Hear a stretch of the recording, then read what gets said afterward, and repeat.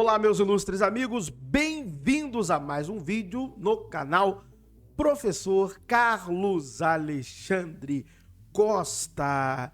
Estamos aqui com o excelente livro do professor, doutor, historiador André Leonardo Chevitarese. Aqui, vamos botar aqui a capinha para vocês verem aqui, Judaísmo, olha aqui, Cristianismo e Helenismo, ensaios acerca das interações culturais no Mediterrâneo Antigo. Então, uma obra muito boa. Nós estamos estudando a mesma aqui. Nós estamos especificamente na parte em que está falando acerca do livro de Daniel. Eu trouxe várias contribuições e vários comentários, porque vocês sabem, tem muitos paralelos da literatura do profeta Daniel com textos ugaríticos, principalmente o épico de Akhat, ou Epopeia de Akhat. Então, eu também já fiz muitos trabalhos no Verdades Ocultas da Bíblia sobre o livro do profeta Daniel, muito sobre a estátua, sobre o sonho. Nós já vimos diversos paralelos, a época em que foi escrito e tudo mais.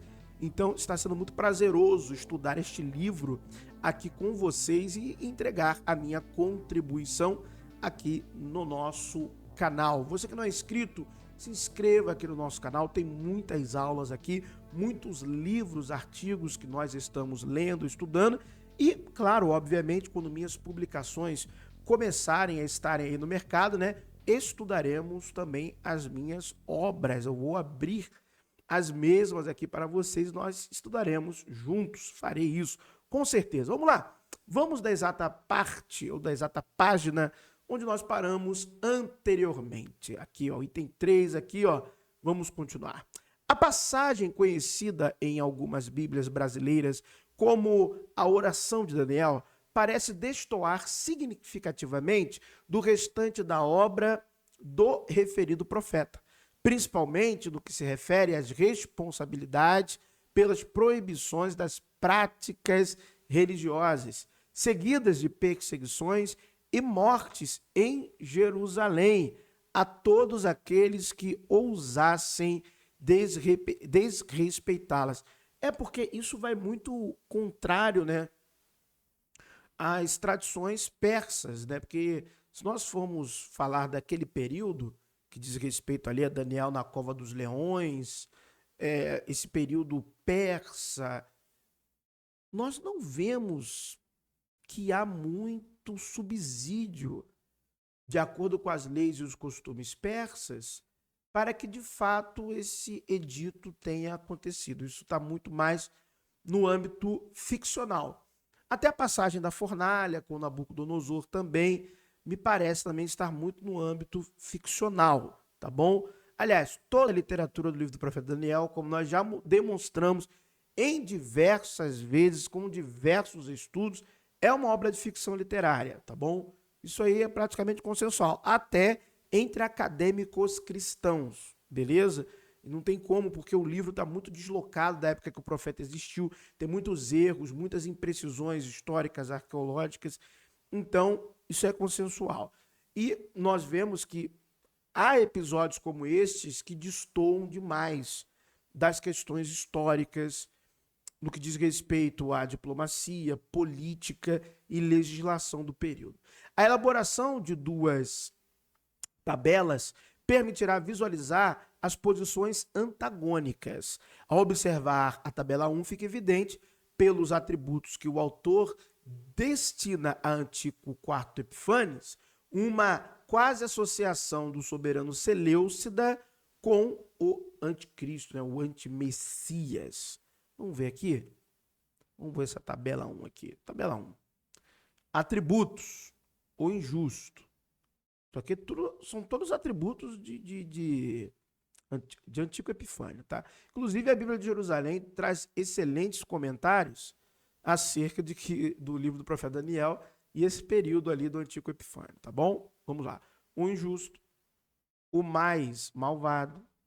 Aquele que profere insultos contra o Altíssimo. Então, aqui, tramador de coisas inauditas, arruinador dos poderosos e do povo santo, aquele que age com perfídia, miserável, sorrateiro, tem o coração voltado para o mal, mentiroso, profanador, coloca-se acima dos deuses, não tem consideração. Tudo isso aqui são questões, atributos que estavam relacionados com o antigo Epifânio. Ele é apresentado como um rei injusto, malvado, arrogante, miserável, pérfido, sorrateiro, que se arvora a Deus, ou melhor, que se coloca acima do próprio Deus de Israel, o verdadeiro Senhor.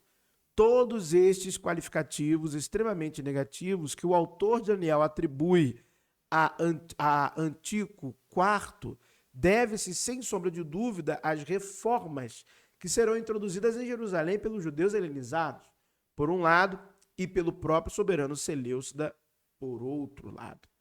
Mas, professor, não aparece necessariamente, né, esse nome no livro do profeta Daniel. Pois é, não. Mas, se você conhece o contexto histórico, meus amigos, até você que, de repente, você é cristão, assim como eu sou também, mas eu sou um estudioso, um acadêmico, então eu não vou mentir em nome de religião alguma, ainda que seja minha. Então, quando você tem contato com essas informações, você pode vir na tua cabeça, heresia, não sei o que é a palavra de Deus. Só que, o que eu tenho visto que cada vez mais tem acontecido com os cristãos? Nós estamos nos tornando, apesar de sermos a maioria no Brasil, no sentido de fé professada, esse mesmo crescimento exponencial que vai acontecer até 2030, que vai continuar crescendo, nós também seremos entendidos como pessoas de menor intelectualidade, no sentido da cultura e da história. Estou falando no sentido do âmbito profissional ou âmbito geral. Estou falando no sentido destas ciências, né, que somos de uma religião de pessoas ignorantes. Porque quando você lê, se você lê de fato, eu sei que não vão te dar isso na sua escola bíblica dominical, não vão te dar isso. Mas quando você lê a história de Antíoco Epifânio, que não é somente o livro de Daniel, é também o livro dos Macabeus. Quando você lê a história, os títulos que ele tinha, né, os epítetos que recebia, o que ele fez para os judeus, e você lê o livro do profeta Daniel, em paralelo com estas informações históricas, você não te resta dúvida. O livro de Daniel, essas profecias, essas pós-fecias, estes dizeres são acerca de Antíoco IV Epifânio, tá bom? O interessante ao longo da narrativa, no entanto, é que o primeiro grupo aparece apenas na forma esporádica, sem um maior detalhamento por parte do autor, porque a cabeça dele, né, podia estar em jogo, se descobre de fato o que ele está fazendo na escrita dele. Daniel 9, 27, 11, 30, 11, 32, 11, 39. O mesmo não pode ser dito com relação a Antíoco IV Epifânio. Ele é identificado como a origem do mal. Olha só, ele é identificado como a origem do mal. Então você tem uma identificação clara, o mal que se abate sobre Israel. Ele é o inimigo que precisa ser derrotado através de uma guerra santa, uma guerra que já estava prevista desde o início dos tempos. Isso é um conceito zoroastrista, né? Da mesma forma que o seu vencedor, o Senhor, Deus de Israel. Daniel 8, 24. Não há dúvida, o rei Seleucida é a fonte do mal que se abate sobre Jerusalém, ou melhor, é o próprio mal encarnado, já que por decisão sua as tropas profanaram o templo, o santuário que abriga o Santo dos Santos, abolindo o sacrifício perpétuo, e em seu lugar introduziu-se a abominação da desolação, ou seja, aconteceu.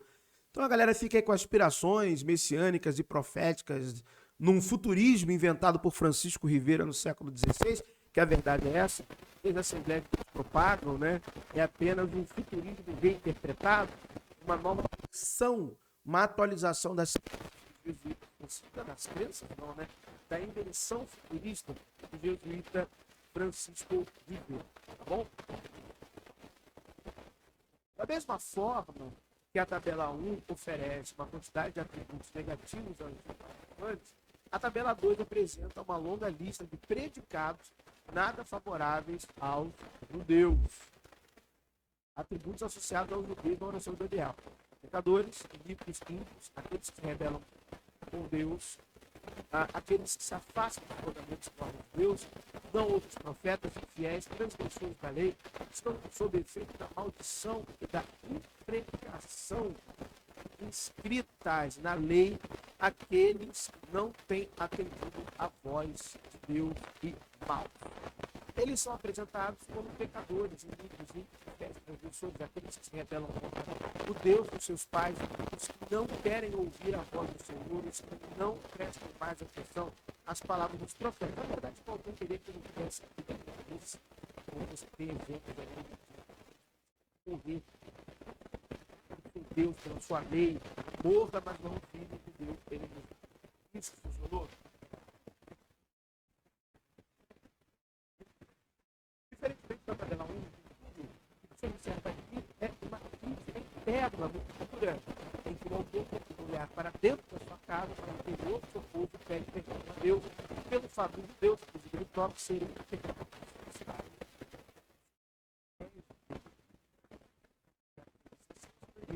Vai fazer o quê? Não deve ser perdido de vista, e este é um aspecto interessante, o fato do contexto histórico vivido com a ideia praticamente inexistia ao longo da oração. No atual momento, deve ser exclusivamente um problema de ordem interna. Jerusalém está desolada, seu santuário está devastado, seu sacrifício perpétuo está interrompido, os judeus são últimos cargos, tudo isso se deve, do autor, ao afastamento do próprio povo de Deus. O contexto histórico, nesse momento, é peça descartável. Trata-se aqui de uma questão de ordem teológica. Não, esta oração, se não for contemporânea ao início da resistência, provavelmente antecede por muito pouco a revolta macabéia. Essa questão toda. Na medida em que o autor ainda lamenta o santuário devastado e a cidade desolada, sobre a qual o nome do Senhor edificava. Tal oração deveria ser bem conhecida de todos os judeus opositores das reformas helenizantes, aquilo que o pai falou, ocorridas na cidade santa, já que ela criticou o afastamento do próprio povo das leis de Deus. Como pode ser lido? Todo Israel transgrediu a tua lei e desviou-se para não escutar a tua voz. Será interessante para as discussões que seguirão recapitular, mesmo que rapidamente, os principais pontos destas reformas. Bom, então nós iremos continuar estudando esta obra no próximo vídeo acerca dela. E você está gostando desses estudos, desse formato um pouco mais técnico, né? O professor Carlos Alexandre gosta, esse canal faz parte do canal do Universo Nova, Verdade da Bíblia, que é o canal do PCN, e também o canal do Zoroastro, tá bom? Muito obrigado por ter assistido a mais este vídeo. Um abraço a todos!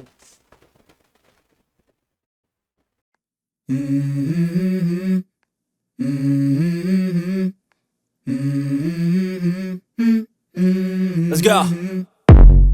I wake up to a little bit of drool on my pillow, feel like it's gonna be a bad day. Yeah, I'm tired of shit, and the coffee ain't hit yet, damn, ain't that great. I don't wanna go to